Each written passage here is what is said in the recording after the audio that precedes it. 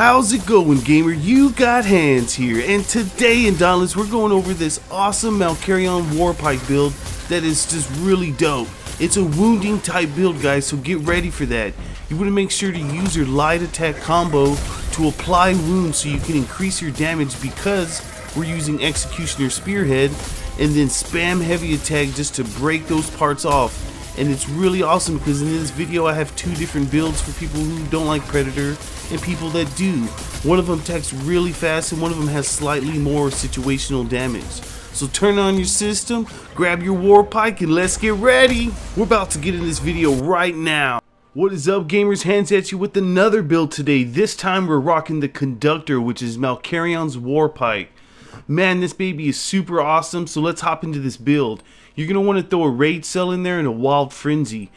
For the special, I'm definitely using Reckless Sleep because it is certainly fun and it does some good damage if you use it right. But you can definitely use Concussive Payload if you want to interrupt more easily, or you can use Savage Wellspring to boost the critical strike chance for you and your crew, so that's up to you. The mod, definitely always use Executioner Spearhead. That is a really great mod, guys. For the bond, we're rocking the Thundering Spear, which is Drask's, because it gives us an Etheric Attunement, which is going to recharge our Conduit faster, and it gives us a plus 30% damage versus Behemoth Tails.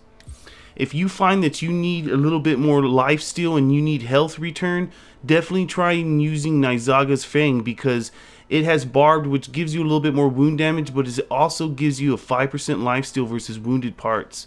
And this build is a wound build, so this will definitely act like Iceborne for you, or Parasitic in a certain fashion when you attack wound parts. For the headpiece, this is Shroud, and we're going to put Discipline Cell. The chest piece is Quill Shots, and we're going to put a Savagery Cell in there. The arms are Malkarion's, and we're going to put an Acidic Cell. The legs are Koshai's, and we're going to put a Conduit Cell in that bad boy. So for the Lantern, I'm using Evermain's Rapture so we can attack more faster, because that insta-tap really syncs up with Conduit as well to maintain a real good % attack speed buff, which really helps the War Pike so you get caught in animations and you're able to dodge. But if you want more damage and you think it attacks fine, definitely use Drask's. Or furthermore, like I said, if you need more lifesteal and you're dying a lot, definitely try using Koshai's Lantern for the lifesteal as well with Nizaga's Bond. So that'll definitely help you get some life return. So if you are using tonics, I suggest using the Stamina Tonic, because the War Pike uses up a lot of stamina if you find yourself just mashing buttons and dodging everywhere. So try that out, it definitely helps. So all in all, what we got going on is a +6 Conduit. That's a 15% increased attack speed for us and all Slayers, so not to forget Lantern that we're using that also boosts our attack speed. Predator's 35% damage if you can avoid not to get hit. Rage is 25% damage all the time because we're at a half health build. And then we're rocking Savagery because it's a wound build. We're doing 100% damage versus wounded parts, and that is phenomenal. And think about our weapon mod that we just talked about, Executioner Spearhead, which creates damage stacks.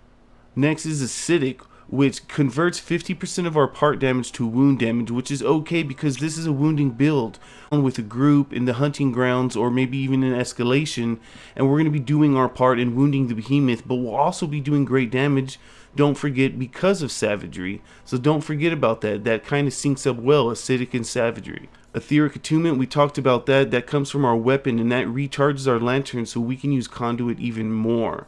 And Discipline keeps us at half health so we can use Rage and Wild Frenzy. And here's Wild Frenzy that also boosts our attack speed by 12.5%.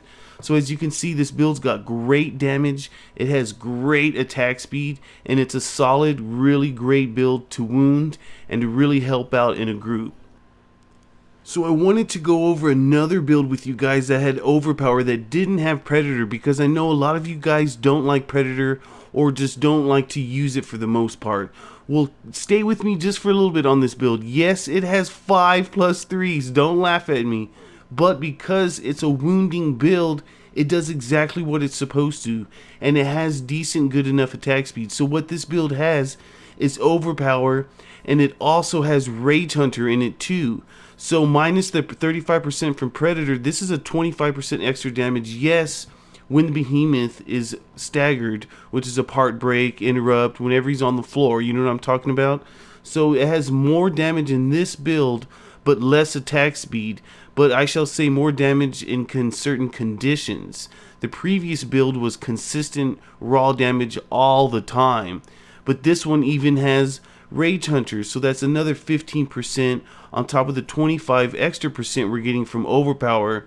Like I said, if you minus the Predator, that this build has more damage. So I definitely suggest you try this build out. Yes, like I said, it has +3s, but we're getting our extra boost of attack speed from Zeal on Evermain's Lantern, so that does help. It doesn't attack near as fast as the other build, and it feels a lot sluggish, but I guarantee you when the Behemoth is laying on the ground and they're raged out, you're going to be doing some crazy great damage. So let's hop over this build real quick, okay? We're going to have the same weapon. You're going to put an Acidic and a Wild Frenzy. Same special if you want, and mod all the time Executioner's Spearhead, and same bond. Shroud's Headpiece with Discipline. Quillshot's Chest with Savagery. Torgadoro's Arms with Overpower. And these are Tarog's Legs with Rage Hunter. And Embermane's Lantern is a must because we don't have Conduit in this build with Zeal, which will help boost that attack speed just a little bit. So definitely try this build. Yes, I know, don't laugh, it has 5+3s like we just talked about, but it's got great damage. 60% damage from Overpower, 25 from Rage, 100 from Savagery, of course, when the parts are wounded. And then this will help us wound those parts nice and quick. This is going to recharge our Lantern. That's not important too much because we don't have Conduit. Keeps us at half health, more damage, more attack speed, and more attack speed. So have fun.